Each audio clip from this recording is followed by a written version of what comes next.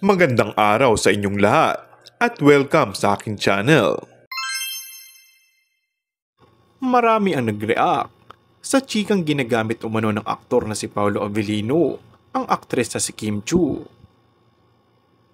Sa kasikatan ng Kim Pao o Kim at Paolo sa ngayon, may ilang netizens kasi naniniwala na mas nakikinabang si Paolo Avellino sa maraming bagay. Sa kanilang dalawa daw kasi ni Kim Chiu, ang aktres ang higit na laging nasa limelight, maganda ang exposure, may solid following, at sagana sa mga endorsements. Sa panig ni Paolo, aside sa pagiging magaling na aktor at tahimik sa personal na buhay, ay wala nang ibang alam ang publiko sa kanya. In short, sa ingay na kanilang tambalan, after ng kanilang successful TV series, at possible movie team up in future, ay si Paolo itong higit na nasa victory side.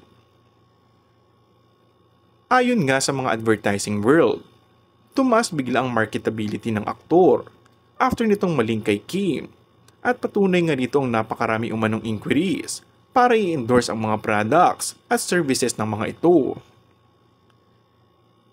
Yun nga lang, mas madalas daw ng request ay dapat na magkasama sila ni Kim. Meaning kung wala ang Kim, wala si Paolo. Kaya't Paolo has really need to play his cards kung gusto niya magpatuloy ang pag-ani niya ng kasikatan, tagumpay, and yes, paglaki ng income. And that's all for our today's video. Kung bago ka lang sa aking channel ay mag-subscribe at pindutin na rin ang notification bell. Maraming salamat!